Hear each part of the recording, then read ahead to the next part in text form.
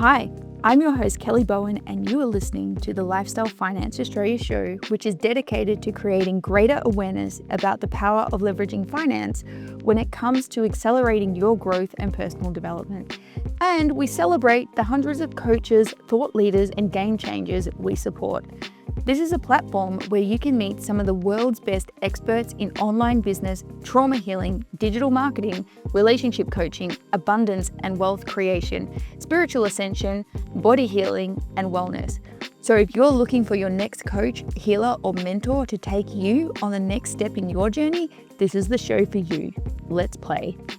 Hello, beautiful souls, and welcome back to another episode of the Lifestyle Finance Show. Today, I have with me one of my all-time favorite guests of all of our episodes from season 1. He's definitely had the highest views, James Balog. Last time he spoke to us about authentic marketing, unleashing success without social media, which, as you can imagine, was an absolute hit.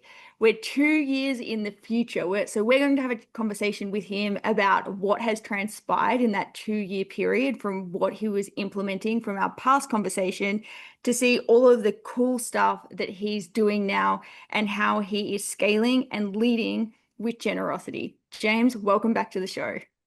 Oh, it's so good to be here, Kelly. Thank you for having me once again, and thanks for sharing the amazing success of the last podcast. I didn't know that until you told me today. That's incredible. Yeah, people are still watching it 2 years on I feel like and loving it. that's epic. Yeah, I mean, I guess the whole how do we live in a world without social media is probably quite a Hmm. perfect topic for a lot of people. Um, so Yeah. that's really cool. I'm so stoked people are getting value out of it, and I'm really excited to kind of, I guess, like join the dots from then to now to today and come and hopefully throw down a whole bunch more value. Yeah, I can't wait to hear about it because I know, particularly, I think sort of when we last had this conversation, it was right at that pressure point where there was a lot going on with social media and a lot of like push for businesses to be online, to be with social media. And you had just you'd gone from a 7-figure business and done a complete heel turn and being like, not for me. I'm not doing anything on social media anymore and I'm building through relationships. And it was so, I think at the time, revolutionary for a lot of people wanting to hear like, how do we bring authentic connection back? And it's interesting, we're having this conversation 2 years on. We're at the front wave of AI, which is again stepping even further away from human connection. And now having a very similar conversation around how do we do this and how do we lead and scale and grow our businesses through generosity, which again is human to connect, human connection. Yeah, 100%. Yeah, it is. It's exciting times, and 2 years on, I still don't use social media for a business. In fact, I've just started to like share some stuff on there because our film guys keep bugging me and going, "Hey, you need to like share this on your profile." And I'm like, "How do I log in again?" And I'm like, "Oh, what do I do?" And I've been fu it's changed so much since years ago that I'm like fumbling my way through it. Like I have no idea. Like it's the first time I'm doing social media. It's really funny, and yet there's a very successful business behind me. So it's a kind of a funny paradox, really. But Yeah. what it that like no doubt this whole journey over the last couple of years, especially since that podcast, has taught me is that creating success without social media these days has taught me about scaling generosity, because there's a clear distinction between what social media is there to do for a business in terms of content Hmm. creation and in terms of giving content out that adds value to people's lives, which is literally scaling generosity, Hmm. but the kind of forgotten behavior that then people kind of forget to do or forget how to do without it, and the journey that, having social media and being so locked into it, and then all of a sudden having your money, be a part of having to do social media, almost being reliant on this thing and what that does in a human's, internal nervous system that kind of takes it from more from generosity and moves it more towards taking.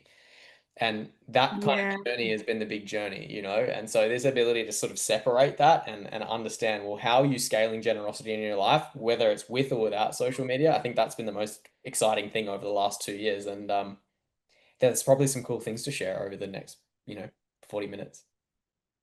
Yeah, well, let's dive into it. Like, take me on your journey. So, where when we were having this conversation, you just launched your new business, and it was doing really well.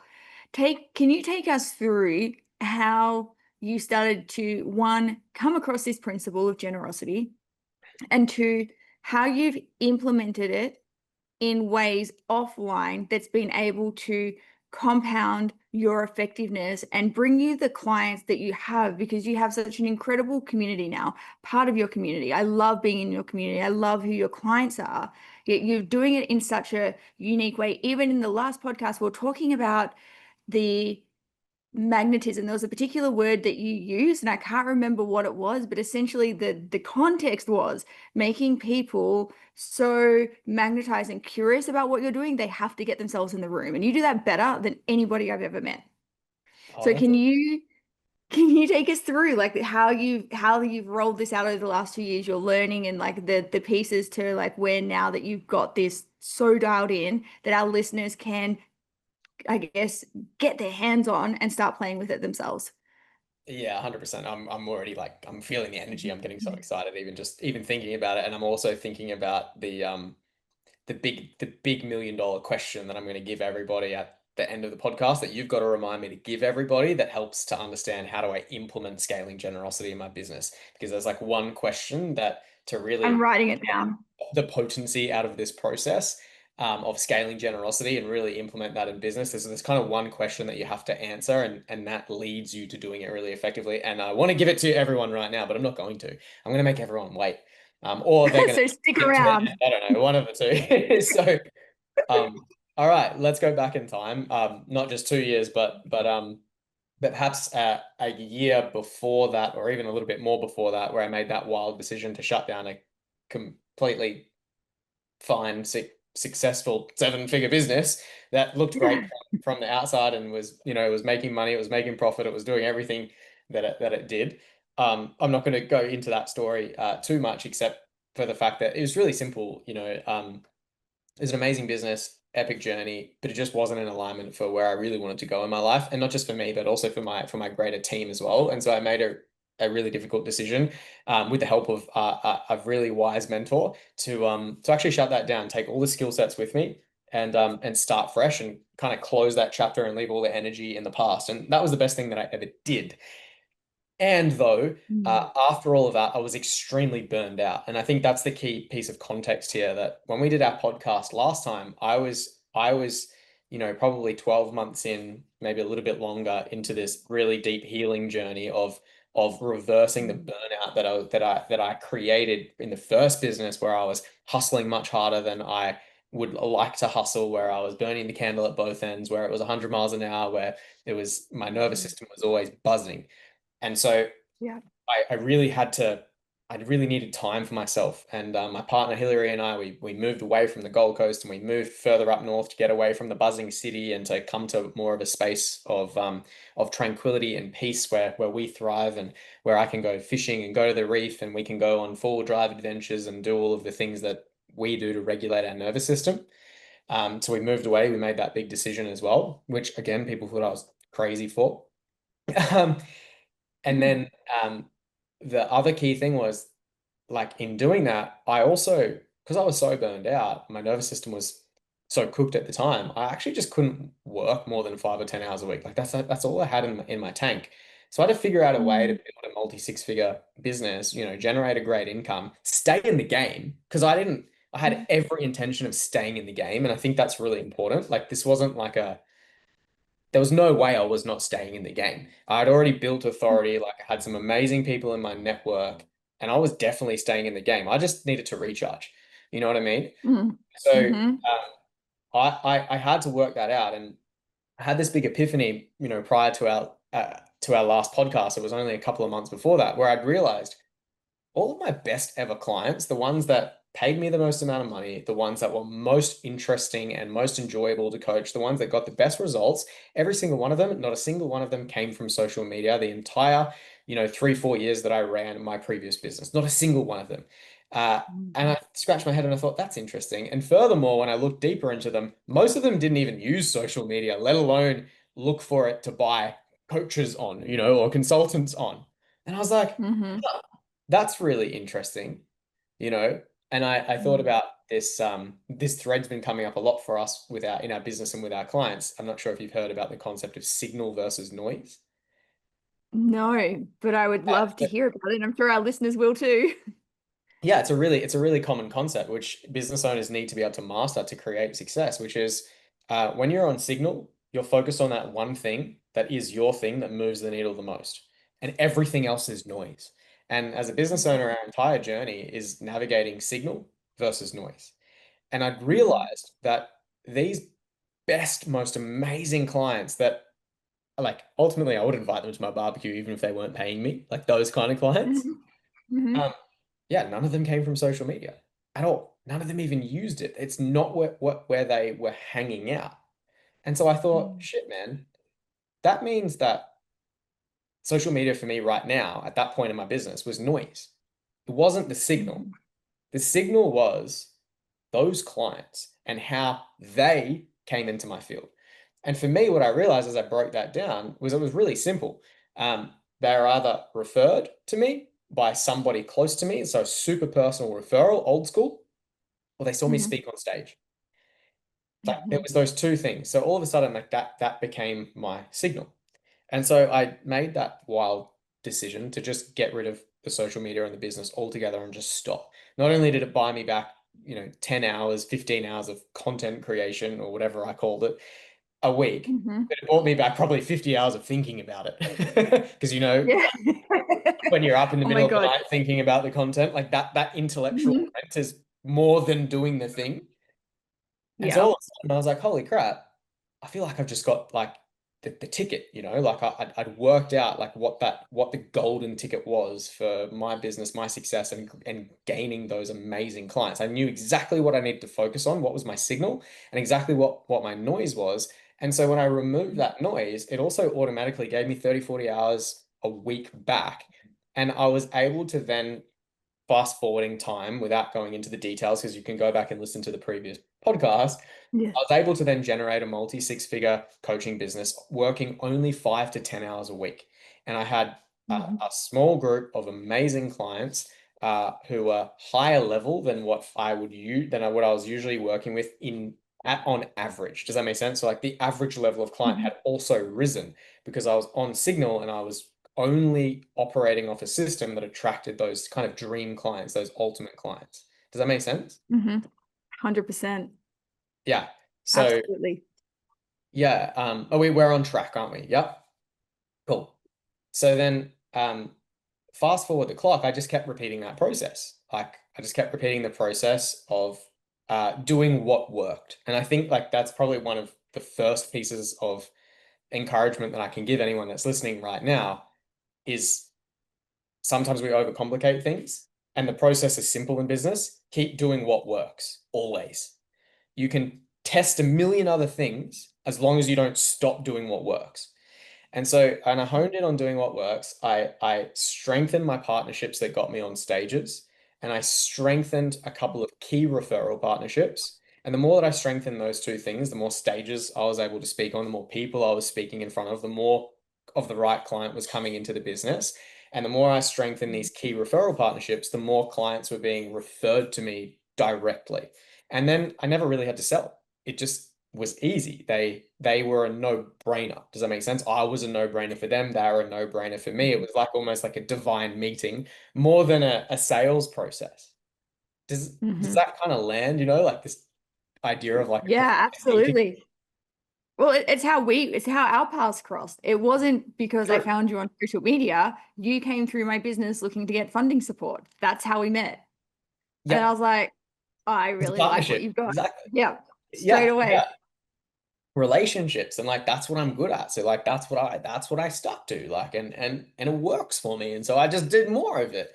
And I just more and more and more just blocked out the noise and blocked out the noise and blocked out the noise. So that was a really potent and really effective piece. But inside of all that begs the question of, okay, but why? Like, what's the thing that makes that work? Like, what's the thing that you really need to master to be able to increase the effectiveness and scale what works for you, whether you're doing social media or you're doing speaking from stage or referrals or whatever other kind of lead generation device you have, whatever you are doing, what's the thing inside of that that's most important? And it actually just came back down to this idea of scaling generosity. Because at the end of the day, what makes you a no-brainer for a dream client is that you're giving them something so huge, they just can't say no to working with you. Does that make sense? Mm-hmm. Yeah, And so when you absolutely. start, yeah, when I started looking at it that way, I started realizing, this makes a lot of sense. When I did the social media stuff, I never actually felt like I was giving my true value. It didn't it didn't reflect how I love to give value to people. Does that make sense? Like it didn't reflect my greatest level of generosity. And so it didn't work in the same kind of way. In fact, it attracted me my worst ever client. The irony of this, I can track it back perfectly. The very last client that I ever sold from social media was the worst client I've ever dealt with in my entire life. And that's a whole nother story in itself. But funny, right? Like a funny irony Yeah. how that works. So that really helped me create certainty around that. But what I was really good at doing in terms of generosity is being an incredibly giving speaker, both in an entertainment fashion. Like if you see me speak on stage, like I've done it once or twice, so I think I'm pretty good and I'm quite entertaining on stage. So I make it an experience when I talk. But I just try to give stuff. I try to give information that other speakers won't give unless they charge for it. Mhm. And I just love to pour my heart out, when I'm speaking on stage because I love so much what I do. And that gets received in a certain way. And those gems that are in the crowd, they magnetically become attracted and they just come up, they have a conversation, and the process is just a divine meeting.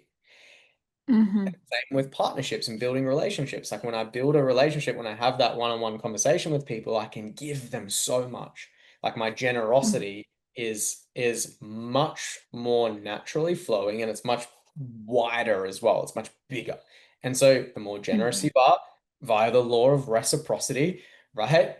It's going to come back to you in some kind of way, right? And the more you give, the more it returns to you, right? It's the law of Mhm. compensation. I've got it written on my Mhm. wall here. The law of compensation states your income is determined by how many people you serve and how well you serve them. AKA, the Mhm. more generous that you are, the more your income is going to go up. It's that simple. So this idea of scaling generosity really landed, and it's kind of become a bit of an obsession of mine, over this past, I would say 18 months and more in the past 6 months to 9 months. It's kind of just become my like speaking topic in most of the stages that I'm speaking on recently. Thank you so much for sharing that. I feel the potency in what you're sharing and the power in it. It brings up two questions for me and I know the listeners are going to have this. One, I feel is going to be, that's great, James. I love that that's working for you. And you've just told me you had authority elsewhere, so you had these partnerships. What if I Mhm. don't have that same kind of authority? How do I connect with these people that are going to give me the opportunity to get in front of other people where I can give like this? Yeah, And oh then man. Yeah, my great first question. question, then I'll give you the second question Yeah, in a perfect. moment. Yeah. Yeah, awesome. Great question. Like it just comes back down to generosity once again. The thing to understand is that that amazing partnerships, they're not something that they're not something that you can perfectly strategically create. Like they take you working out what it is that that person values most, what it is that they're lacking most, or what it is that they want most, and you being able to give them that thing. So creating amazing partnerships that serve you, the partner, and the clients that come from it, right? It's a win-win-win situation, as we call it. Creating amazing long-term partnerships comes on the front end down to you being able to give and pour into that relationship and pour into that partnership. You've got to put the time in. And this thread's important. Like the obsession that so many business owners have with needing it now And the way that especially social media programs us to want the likes now, want the comments now, want the DMs now, want the conversions now. Like I got seduced by that too.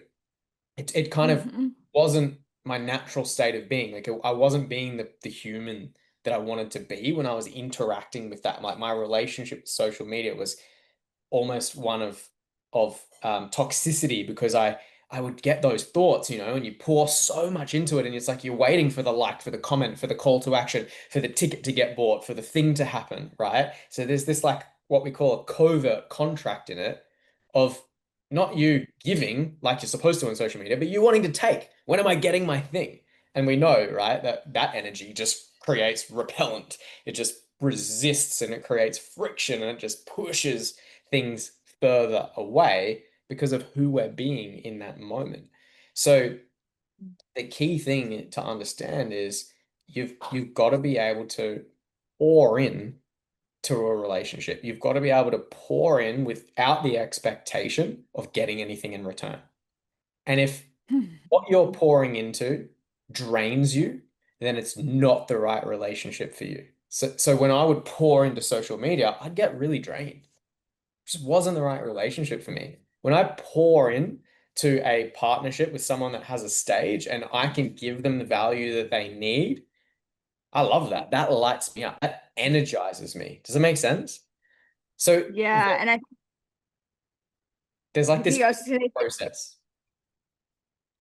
yeah, absolutely. Sorry, I think there's a slight little delay. The Yeah. the bit that you said about does the relationship drain you, or when you give, does it drain you? Like that's so key. I just wanted to really underline that for the listeners because we're in relationship with everything all the time, whether it be an inanimate object or a social media platform or a human. We need to expand like our level of thinking around person to person isn't the only relationship. There are many things we're continuously in relationship with. And when we're pouring ourselves, is it nourishing or is it not? And I think that is just such a key piece you meant there, particularly coming off the back of burnout, because a lot of entrepreneurs get themselves into that trap.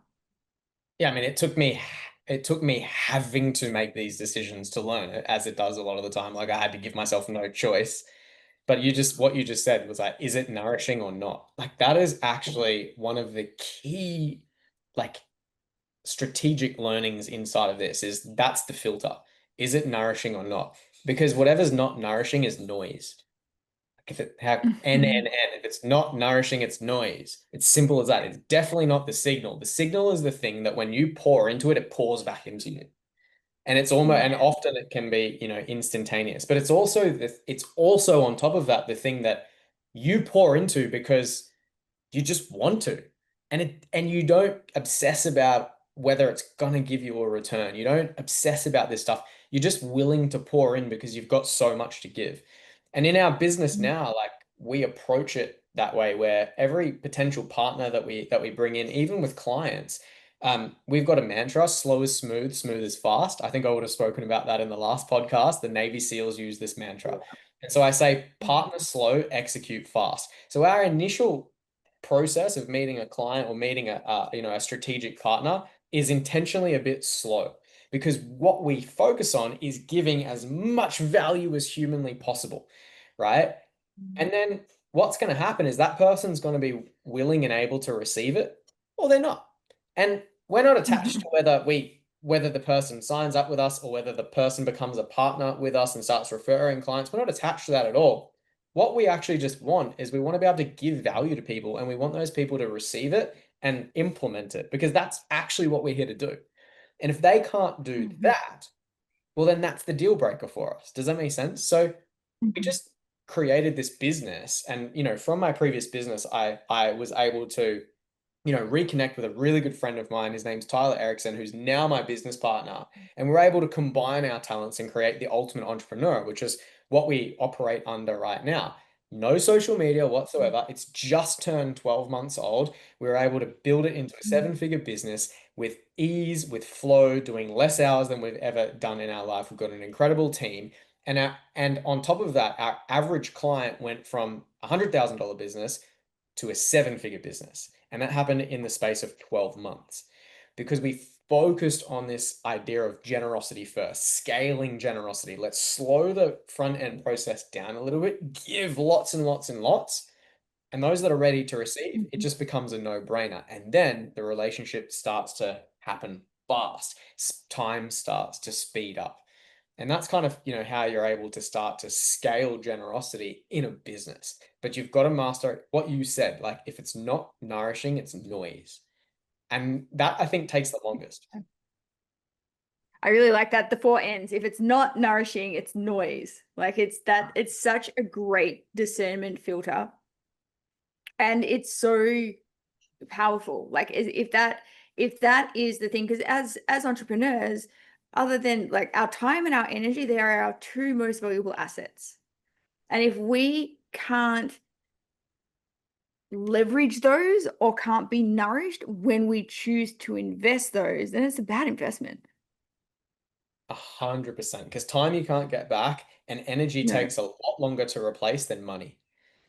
You can make money Mm-hmm. really quickly, but like I was burned out, and it's honestly, it's taken me like 2.5, almost 3 years to fully bounce back from it. And I'm in a great place right now, but I'm still coming back from it even a little bit. And I've been doing all the things. So it's like Yeah. protecting your energy and doing what nourishes you. It's so crucial. That comes down not just to the clients that you're serving, the partnerships you have, but it comes down to where you live. It comes down to where you spend your time, who you hang out with, the conversations that you have, the shit you absorb on, TV and on the phone and all that sort of stuff. And it's interesting because lately, the more success we're creating, the more this thread of I've got to be better is coming into me. And the more I'm starting to go, hey, I'm not going to watch that Netflix thing tonight. Hey, I'm not going to absorb this content. Hey, I'm not going to take my phone to bed with me because I want to clean and clear my energy and my field more and more and more, because the first true step of being truly generous is to give to yourself. Like you've got to pour into your own cup. And then as your business gets more successful and the demand to give more to others happens, you have to give more to yourself. You've got to get better at it, right? So it starts with you and then you can give to others. This is like a key, it's a key piece inside. It's such a key. And I think it kind of like leads me into the next question that I was going to ask before, like this point, which is really like, how do you walk the line between, and this particularly with like giving to yourself, but how do you walk this line between like being generous and people pleasing and not over giving and knowing where your boundaries are? Because again, I know one of the shadow sides of a lot of entrepreneurs is they get into business because they want to make a difference, but they're giving because when they give, they're expecting something in return, because then that validates something about themselves. So how do you do this in a clean way and don't get caught in that trap? Yeah, this is such a great question. And last week I was speaking on stage in front of a bunch of people presenting a talk called Scaling Generosity, Walking the Line Between Potency and People Pleasing. Because you're so right. Like this is such a pertinent topic when it comes to scaling generosity, because there's such a fine line between being potently generous and people pleasing. And Mm-hmm. there's a really great book on this. I'm going to recommend a couple of books through the podcast, but this book most recently I read, and at least the first, it's quite long if you listen to it like I do. It's like 8.5 hour read, but the first 4 hours of this thing, especially, super, super potent. I really recommend it. That gets into the nitty gritty after that, and it's very useful. But it's called Give and Take.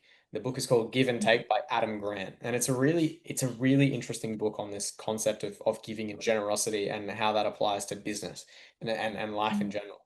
And there's a study that they talk about in there. And this study was massive. Cool. They studied tens of thousands of people to get this data. And the context is this. Before I get into the study, the context is this. In this book, they explain that there are three types of people. There are givers, so the people that are naturally really giving, right? There are matchers, so the ones that are always trying to make everything equal, the ones that are always splitting the Mm-hmm. difference, right? Yes. Everything has to be I know those. fair, everything has to be equal, right? And then there are takers, the ones who are in it for themselves. What's in it for me? What's in it for me? Mhm. What's in it for me? And we all know someone in each of those categories, right? And Yes. we can start to operate in that. And we've all been through each of those categories ourselves as well, at different Mhm. times in our life, Mhm. based on what's happening.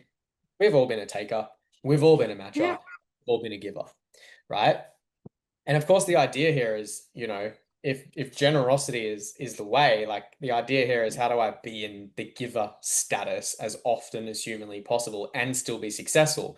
Because as we Mm. know, right, there's a fine line between giving potently and people pleasing. And people pleasing Mhm. typically doesn't lead to much success, does it? And that was my People problem. pleasing does not get you paid. It doesn't, right. And that was a big reason. Like, in my first business, it was like this almost this dance between, people pleasing and then needing the return. You know what I mean? Because I was Mm. pouring so much into it and pleasing so many people and trying to make it work for so many people, all the team, all the partners, all the things, all the things, all the things, all of the time, that it was also so draining. So then I was like, oh, I need some energy in return. And so you start needing to take that energy without even meaning it. Mhm. Back to the study. So they studied givers, matchers, and takers, tens of thousands of people that they identified. Cool. And the question that they posed was, who's most likely to be successful? Who? Out of the givers, the matchers, and the takers, who's most likely to be successful? And interestingly, it came back that the least likely to be successful were the givers. The least likely to be successful were the givers. Mhm. And if you're listening, I'm going to ask a question and I want you to answer this in your own head as well. Kelly, who do you think were the most successful? Takers, You'd without a shadow of a doubt. right, you'd think that. But guess Yeah. what? It was What? also givers, Well, then what is the difference? right? Insane. I was Yeah. like, oh, and I've got goosebumps right now. I reckon there's someone Yeah. listening going, Ooh. right? Holy shit. Givers are the least successful and the most successful. Okay, so Mm. that's the question. What is the difference? And this has been this obsession for me of like really wanting to like, you know, delve deeper into what this is. And it's why I came up with this concept of walking the line between potency and people pleasing. Because the difference is that the unsuccessful givers, right? They're the people pleasers. They have no boundaries. Yep. There's no potency in what they do. They'll say yes to everything, everyone, all the time. There's no boundaries. And so giving Mhm. becomes a game of, you said it before, of actually people pleasing. And people pleasing is actually not a selfless game, it's a selfish game because people pleasers need the validation that they get in return. Mhm. It's that lack of self-worth, that lack of self-esteem. It's that like hole inside that people pleasers experience is why they give so much to get that validation back, to hopefully one day feel worthy and feel loved and feel accepted, right? Like it actually comes from a hollow place and they don't have boundaries. And so all sorts of people come into their life. So early in my business career, when I was still, a people pleaser, and I like to say I'm a recovering people pleaser now. Me too. I'm Getting definitely there with that so one. Yeah. soberer and soberer. Um, but earlier on in my business life, when I didn't really realize that about myself, I was like trying to help everybody and trying to cut deals with everybody. And I also just trusted that everyone would do the right thing, that it kind of everyone was good. And so I was just Yeah. people pleasing and people pleasing and people pleasing and people pleasing, not realizing how much I was just searching for this validation of success, this validation of like partnership and companionship and all of this stuff that comes with people pleasing. And the more I was Yeah. burning out, the more I was then like, fuck, I really need that return on that thing right now because I've put so much in it. I've put so much in it. So I wasn't really being Mhm. a giver. I was actually being a taker. I just didn't realize it, because there's a passive way to be a taker, not just the aggressive way that people Mm. think. And so Yeah. the most potent givers give with clarity, discernment, and they know when to say no. And that's the Mhm. key thing, learning to say no.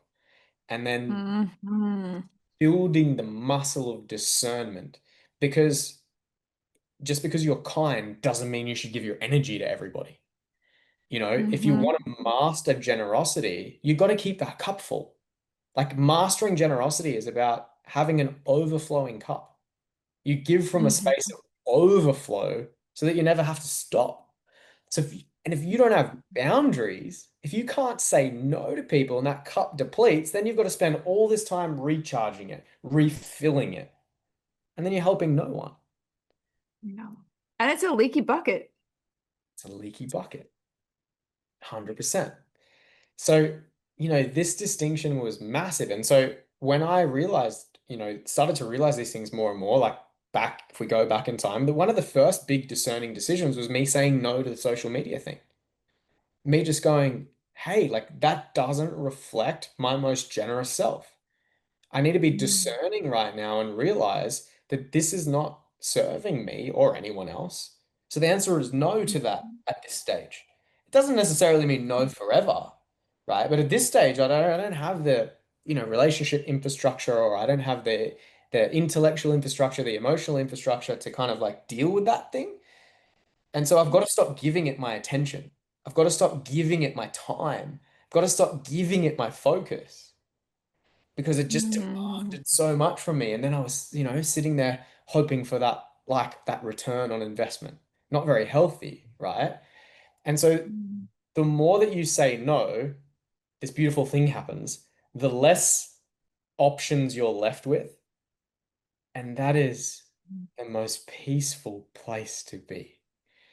Because decision-making fatigue is real. Too many opportunities, the weight of that is so heavy, and it's just noise. There's no signal in it. The more you say no, the more you're left with only signal, and that's why givers are also the most successful people, because the ones that master giving, they master the art of generosity, and it is an art. They've also mastered discernment, boundaries, and how to say no. They understand that they're best at giving in a certain silo, in a certain area. Like that's their zone of giving genius, if you will. And so they devote all their time and energy to that. They say no to everyone else because there's actually someone better at it.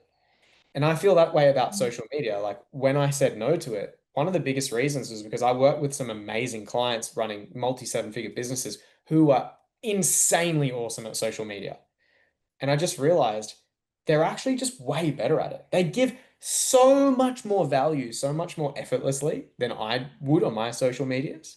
They're just built for it. Does that make sense? I wasn't built for it naturally. So why would I give it my time? I'm going to stop that and I'm going to let someone else do it better. And that's been one of the biggest lessons. And so Tyler and I in the Ultimate Entrepreneur, not only are we consistently doing that with our own business, not only have we built this business to seven figures in 12 months with ease and flow without social media, um, but we're helping our clients do the same thing. We're helping our clients scale from seven figures and beyond now by getting rid of the noise, creating more signal, and learning where they need to pour their soul and their heart into, where the return is just natural and it's just normal. Helping them to drop all the things they think they should do. And most people think they should or need to do social media, which is why their relationship with it sucks, right? Stop what you should be doing, what you think you need to do, and just do what you know you're great at. Give in your area of generous genius. Just letting it land for a second, because the permission that you just gave everybody who is listening this to cut out all of the things you've told you need to do to be successful and to refocus on what you're naturally gifted at and what brings you energy when you do that to be successful is like the ultimate success hack. And it sounds so simple. And the bit before where you mentioned about recovering people pleaser, sobering more and more every day, I so deeply relate to that because I've also noticed within my own business all of the different threads where I had built something on the foundation of that overgiving. And it got to a point where I became so depleted, so exhausted, I had to let it go. And that included, and because I've recently been through many, many things, like many, many shifts in this, not having the conscious, well, it's not the not having the conscious awareness, not having the precise language that you've just placed around it in terms of what I've been doing in the last like 3 months, literally assessing everything that I've been having some kind of a relationship with and being like, is this working for the business? Is this working for me? One of them that was let go of social media. I was like, no, I'm pouring so much money, time, and energy into this, and it is not getting me like one, I feel completely depleted after it each time, and it's not bringing me the return. And like you, my strength is in the relationships. That's the Totally. part that energizes me. That's the part that excites me. And it was all of the listening to the other, like, you need to be doing this and that, and energy just went everywhere. And to come back to the thing that makes the business soar, and even changing the dynamics in terms of some of the relationship with I had with certain team members and letting certain team members go because of who I was with the leaky fragments of the generosity or the overgiving that started in that 3 years ago isn't who I am now. And this version of me, the everyday sobering people pleaser, couldn't sustain it. So Yep. thank you for articulating that so clearly, because I know there's going to be so many people listening to this that lands and like, oh my God, I've got so much permission to take that energy back or take that money back You and said it go like with, you go. go ahead. You said like, and you said it like it's about like, am I getting the return from these things? But it's not about the financial return, it's about the energetic return. It's like, is this thing returning me energy? That's that piece there. That's the audit. Like, that's the one thing that matters.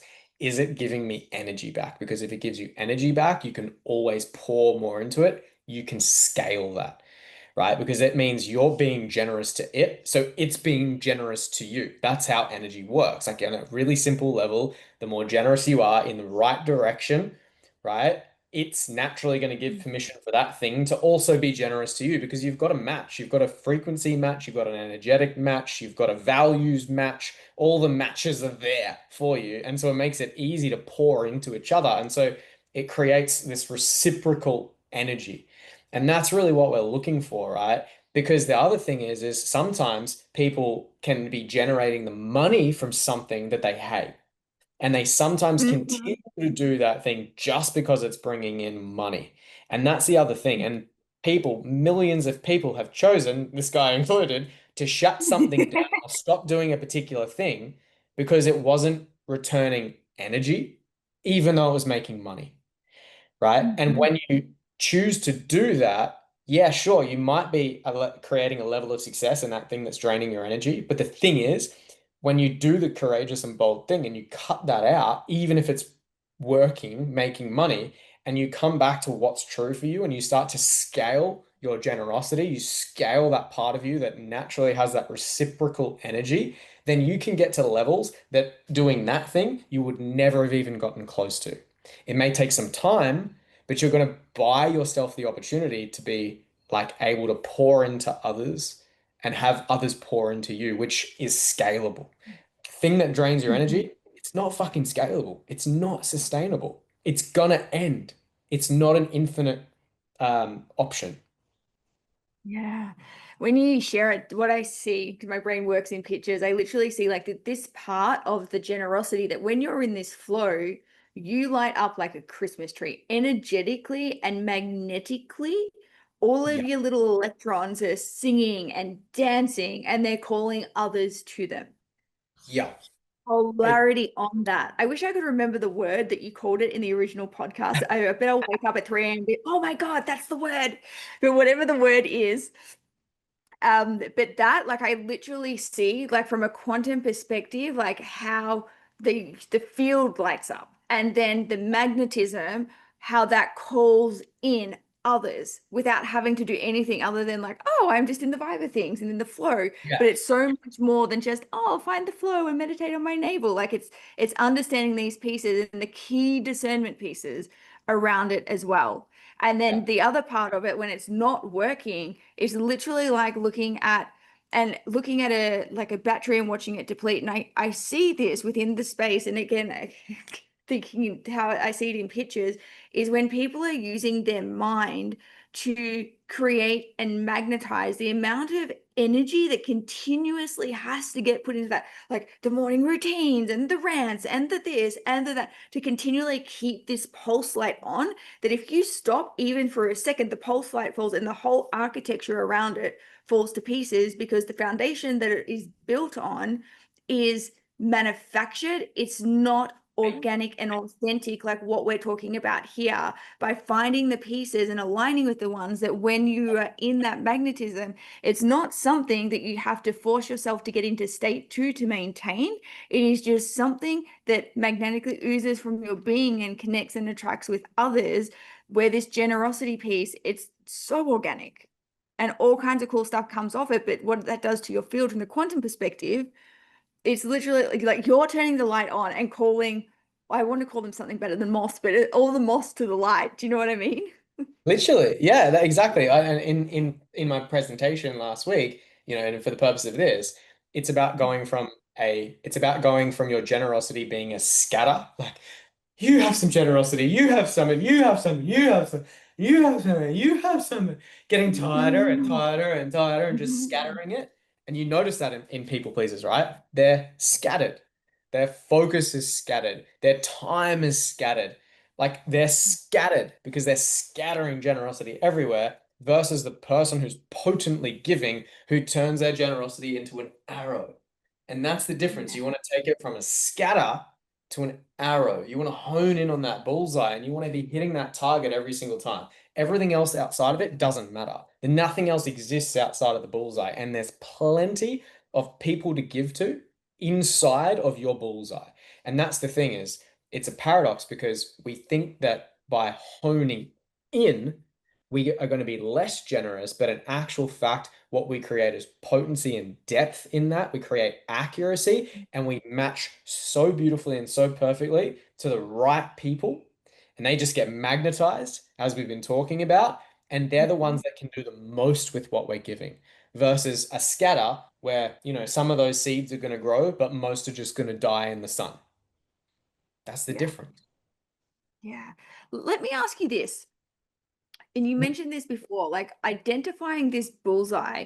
If you were to put in like, what are the key criteria or the key character traits or values that you look for in identifying your bullseye people to help listeners identify who their bullseye people might be? What would you like, what would you encapsulate that as? Yeah, cool. I mean, I think the first piece of content that's really important is to remember every single person is different. So I'll share by sharing a story. I'll share this by sharing a story. Um, when I I think I spoke about this story in the last podcast. When I had that moment where I realized, oh my God, like I need to drop social media, it was because I had one of my long-term clients who'd worked with me for 3 years. Um, he was on the Gold Coast when I was living there at the time, and I had this little boat, and I just offered, like, I just took him out on our little boat fishing, and we were bobbing around in the ocean out the front of the Gold Coast Seaway, fishing for jewfish, just having a really great day, and just pouring into our relationship, doing something that we both really loved, that he didn't get to do that often, and he was just so stoked and so happy to be on the water, just really truly like jamming out around shared values. And then we were just chatting. It was no expectation, not even a little bit on my end. I was just stoked to be there because I just love the guy. He's amazing. In fact, we were just on a call before this, with a whole bunch of investors. Like we do a lot of business together, and and and we're just chatting, and he's talking about what he's been going through in business and so on and so forth, and he just goes, oh hey, by the way, I'm ready to go again. And I was like, oh, what do you mean? And he's like, oh, I'm ready to do another 12 weeks. Like, this is my problems right now, and I need your help to break through those problems. Can we do another 12 weeks of coaching? And I was like, yeah, no worries. It's 8 grand, pay me later. Sorry, it was 8 weeks. Yeah, want to do another 8 weeks? I was, yeah, it's 8 grand.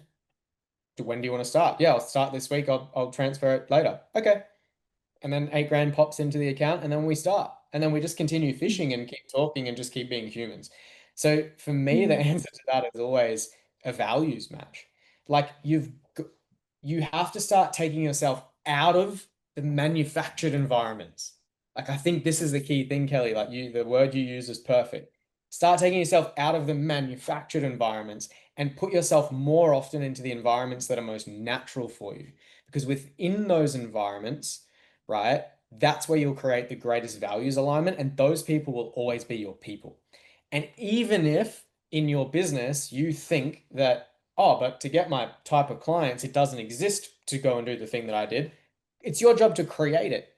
Be Mhm. different, be bold enough to do that stuff. I take my like potential prospects or clients when they're not working with me out of my boat, take them fishing, we do adventures. Our clients now, they fly all around Australia to come to all different locations to come and do our workshops because like they come for the adventure. And we don't work with anyone who doesn't want to come for the adventure.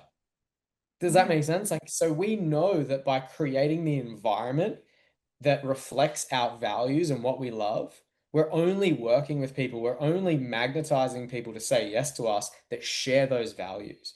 So you've got to get away from the manufactured environments and doing things that you think that you need to do. I think I need to do social media. I think I need to go to that networking event. I think I need to go put a suit on and go to that gala dinner.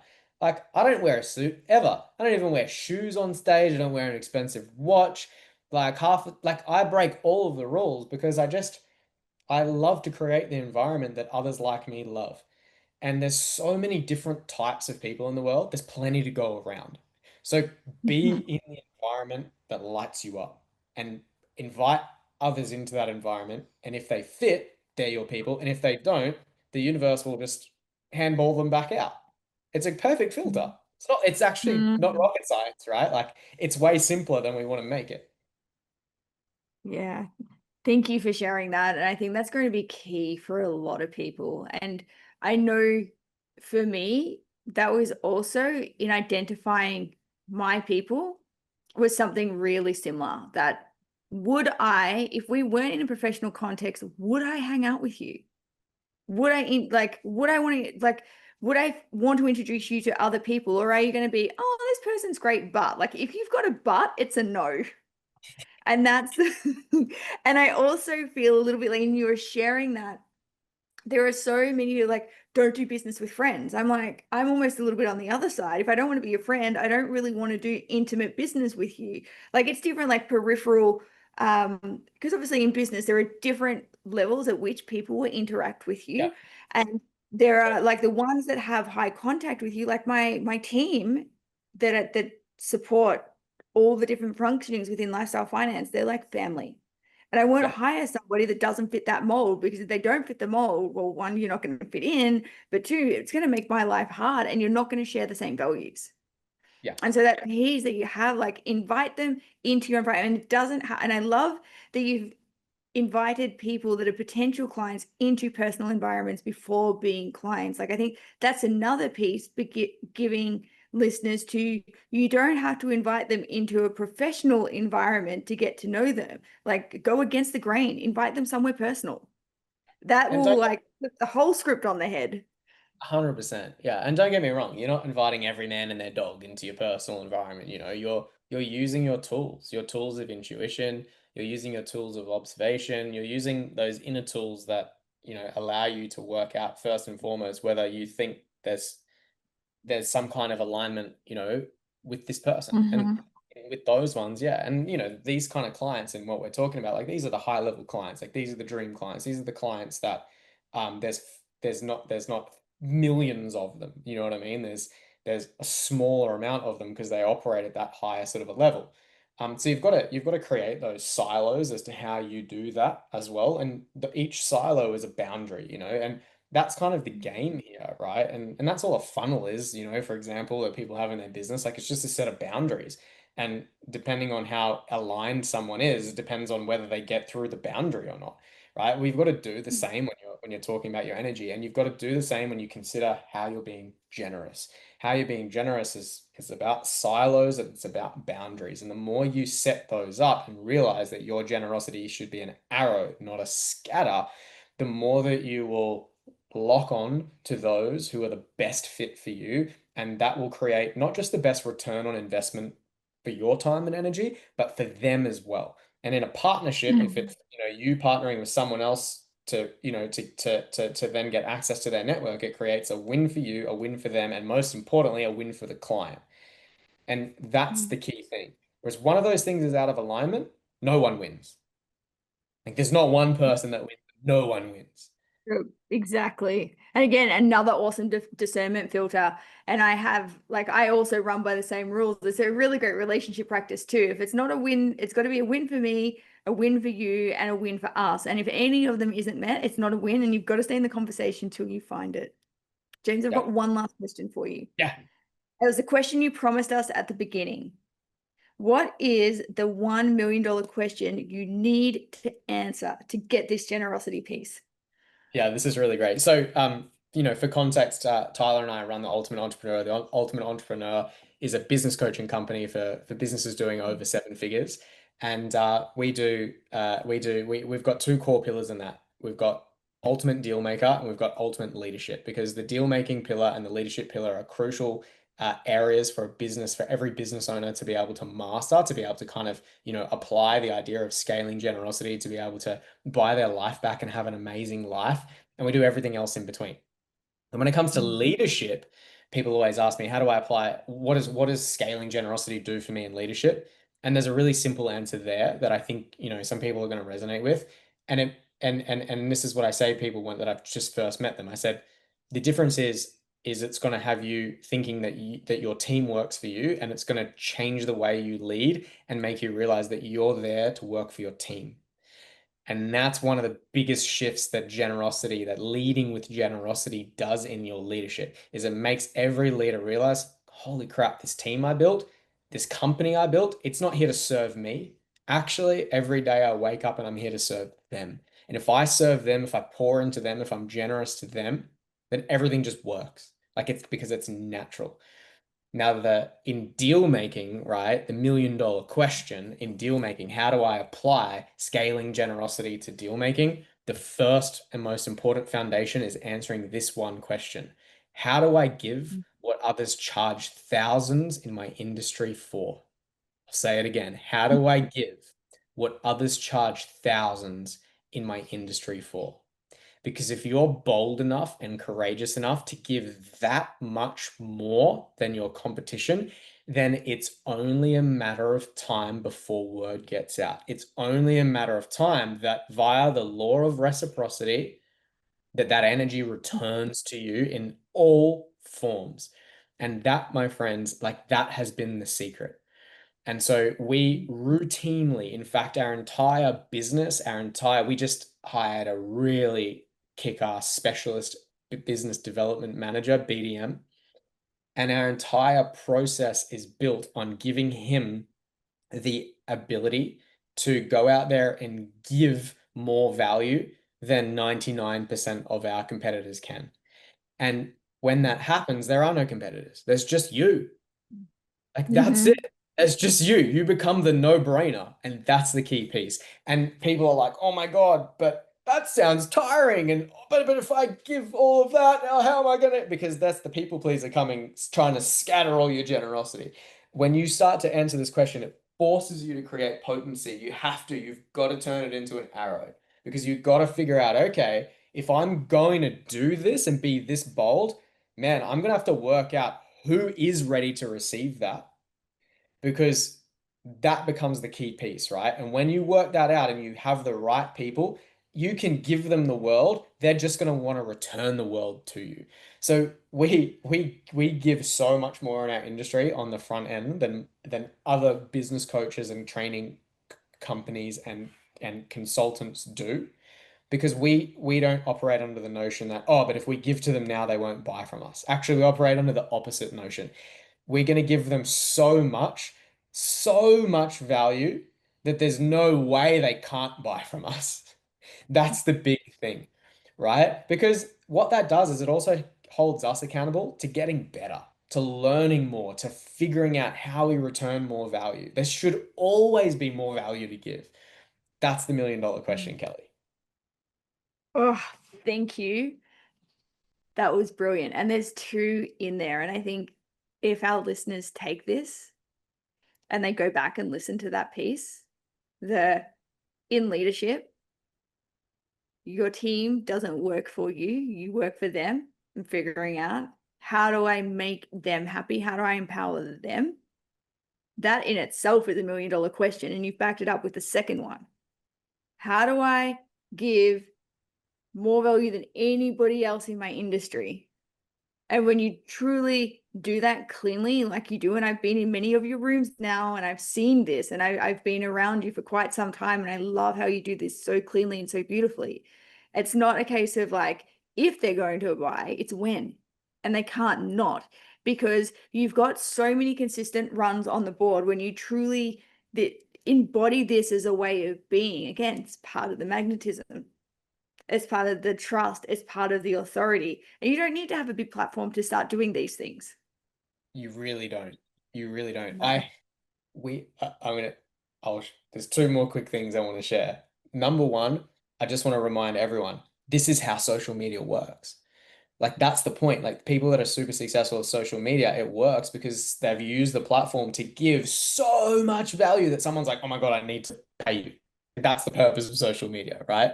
The same psychology and how social media works goes into any other method in business.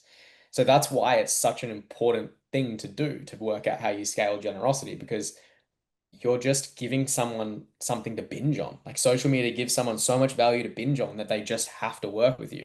Like this idea of giving what others in your industry charge thousands for is about you giving so much value to someone that they're just like, oh my gosh, what do I do with this? There's so much of it. I love it so much that they have to work with you.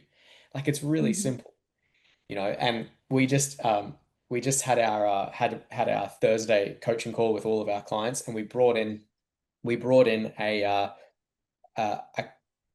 brought in an incredible business owner who's the owner of a series of startups currently valued at $153 million. And all Wow. three of those startups are on track to have multi-billion-dollar valuations. And Mm. he came in and he spoke to all of our crew. He explained, the opportunities that are there right now. He explained the technology. It's the most incredible AI tech you have ever seen. First of its kind in Mhm. the world. It's amazing. And he just shared this story and he just said, guys, this thing by being so potent and knowing exactly who he needed to go to, he went and he's gone to some of the biggest companies in Australia to start with, and he showed them this technology, and they've literally overnight offered to put down a $1 million contract. That would add Yeah. Wow. 200 million in valuation to the company overnight, and they're about to sign on the dotted lines. That's 200 million overnight. And he said, and the wild thing is, we don't even have a name for the business yet. The business hasn't even gone live yet. It's it's already happened because when you give in the right direction and you understand how you can totally transform somebody else's company, somebody else's life in some kind of way, like it hacks every system there is. And that's proof right now that you don't need all the bells and whistles. You don't need all the fancy shit. You don't need a big platform, like you said. You don't need a perfect social media, perfect website. You don't even need a bloody name. You just need to know, you just need to know what value you're bringing to this earth, and you need to give it to the right people. And when you do, that's the kind of wild stuff that can happen. Perfect Man, example. perfect example. Thank you so much for sharing. I know our listeners are going to love that. And it is like, you don't need to know the big thing. Like that guy, I'm just in awe and celebrating him for being able, again, that getting that focus and honing in. Like Yeah. amazing. And James, let's say our listeners want to get in contact with you and they want to be part of this and they want to, really learn this art of scaling through generosity and how to be generous like this. How do they get in contact with you? Yeah, that's awesome. two really simple ways. We have a business Instagram, believe it or not. I don't run it. I don't even have the password to it, but the team is in there. So it's UE, so the letter U for uniform, E for egg, UE training. So at UE training on Instagram. Otherwise, you can get us at www.uetraining.com.au, and that website or the Instagram will get you to us in whatever way you choose. Amazing, thank you. And if you get stuck and that's all too hard, just let me know and I'll be more than happy to connect you.